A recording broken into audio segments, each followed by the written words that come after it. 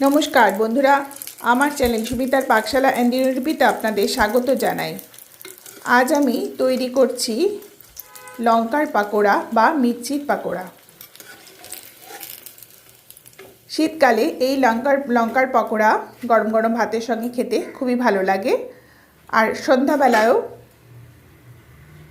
চটপটে খাবার হিসাবে আপনারা এই লঙ্কার পাকোড়া তৈরি করে নিতে পারবেন। প্রথমে একটু বেসন কড়ার মধ্যে দিয়ে একটা খুন্তির সাহায্যে নেড়ে চেড়ে একটু হালকা করে ভেজে নিচ্ছি। এই পর্যায়ে ফ্লেমটা একেবারে লো টু মিডিয়ামের মধ্যে থাকবে। এবার আলু সেদ্ধ করে নিয়েছি। গরম গরম আলুগুলোকে ভালো করে খোসা ছাড়িয়ে নিচ্ছি। খোসা ছাড়িয়ে সুন্দর করে আলুগুলোকে একটু ম্যাশ করে নেব। আর এখানে মিক্সার গ্রাইন্ডারে জারে দিয়ে দিয়েছি ধনেপাতা, আদা আর কাঁচা লঙ্কা দিয়ে একটু ক্রাশ করে নেব। এবার কড়ার মধ্যে সাদা তেল দিয়ে দিয়েছি। তেল গরম হয়ে গেছে। এবার একটু যে ঠেসে রেখেছিলাম সেদ্ধ আলুগুলো এগুলো দিয়ে দিলাম। একটু নেড়ে চেড়ে এর মধ্যে যে ধনেপাতা, কাঁচা লঙ্কা আর আদা দিয়ে যেটা একটু ঘুরিয়ে রেখেছিলাম সেটা এর মধ্যে দিয়ে দিলাম। আর এর মধ্যে আরও একটু দিয়ে দিচ্ছি নুন, চিনি আর হিং। নিরামিষ যেহেতু, নিরামিষ খাবারে হিং দিলে খাবারের টেস্টটা অনেক বেশি ভালো, বেশি বেড়ে যায়।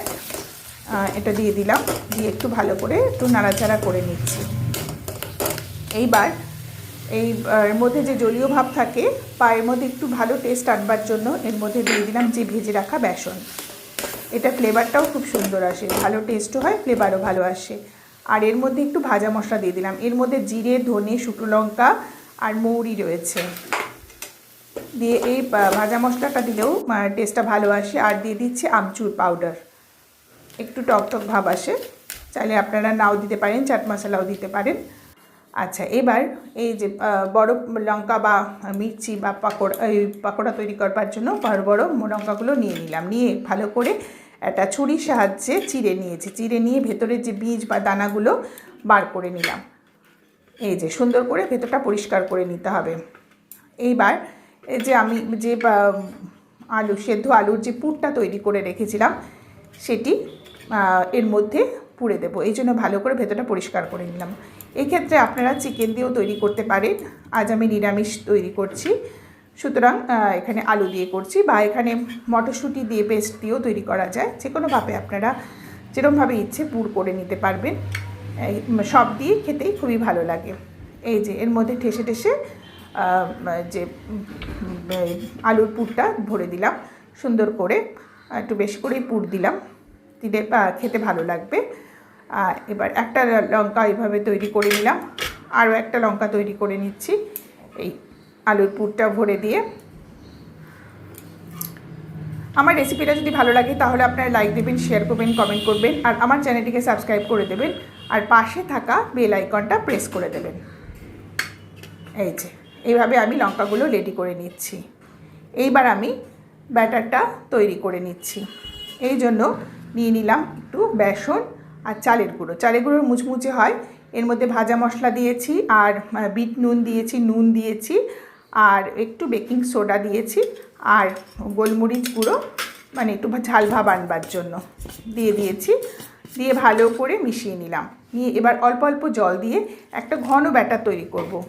এখানে এই ক্ষেত্রে ব্যাটারটা পাতলা হলে হবে না, একটু ঘন ঘন হতে হবে, কেননা এর মধ্যে লঙ্কাগুলোকে ডিপ করে নিয়ে যাতে ভালোভাবে ব্যাটারটা সুন্দরভাবে কোট করা যায় সেরকমভাবে ব্যাটারটা তৈরি করতে হবে। এই যে এক্ষেত্রে আমার যেহেতু ব্যাটারটা আমি কম তৈরি করেছি, লঙ্কার পাকোড়া খুব বেশি ছিল না, ব্যাটারটা কম ছিল, এই জন্য বাটিটাকে আমি কাত করে নিয়েছি। এই যে খুব সুন্দর করে এইভাবে ওপর দিয়েও এইভাবে দিতে পারেন, দিয়ে সুন্দর করে ব্যাটারটাকে বেশ ঘন করে ব্যাটারটা দিয়ে তারপরে কোট করে এবার আমি একটা কড়ার মধ্যে সাদা তেল গরম করে নেব। গরম বসিয়ে দিয়েছি অলরেডি আমি, আর লঙ্কাটাও এই সময় আমি রেডি করে নিচ্ছি। একটু ভালো গরম হতে দেব, আর এই পর্যায়ে ফ্লেমটা লো টু মিডিয়ামের মধ্যে রাখবো। এই যে দেখুন, এই যে তেল গরম হয়ে গেছে, এর মধ্যে আমি লঙ্কাগুলো দিয়ে দিচ্ছি। এবার আমার পাকোড়া তৈরি হবে। এবার ওপর দিয়ে একটু করে তেল দিয়ে দিতে হবে, যপরে ওপরের দিকটা যেন তৈরি হয়। এভাবে উল্টিয়ে পাল্টে সুন্দর করে এই পর্যায়ে ফ্লেমটা লো টু মিডিয়ামের মধ্যে রাখবো না, খুব বেশি ফ্লেম বাড়িয়ে দিলে কালো হয়ে যাবে আর পুড়ে যাবে, ভেতরটা তৈরি হবে না, কারণ ভেতরটা একটু লঙ্কাটা সেদ্ধ হবে। যতটা সুন্দর করে লো টু মিডিয়ামের মধ্যে মানে রাখবেন তত ভালো হবে। এই যে দেখুন, এই যে লঙ্কার পাকোড়াটা তৈরি হয়ে গেছে, একটা দিক সুন্দর ভাজা হয়ে গেছে এই দিকটা। এবার ওই দিকটা একটু উল্টে উল্টে ভাজতে হবে। এই যে দেখুন, এই পর্যায়ে ফ্লেমটা খুব বেশি বাড়ানো যাবে না, যদি পুড়ে যায়। এই যে আমার পাকোড়াগুলো তৈরি হয়ে গেছে, অনেক ক্রিস্পি হয়েছে।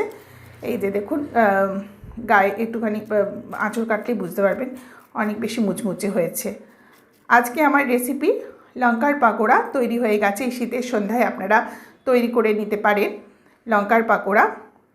এতক্ষণ আমার সঙ্গে থাকবার জন্য আপনাদের ধন্যবাদ।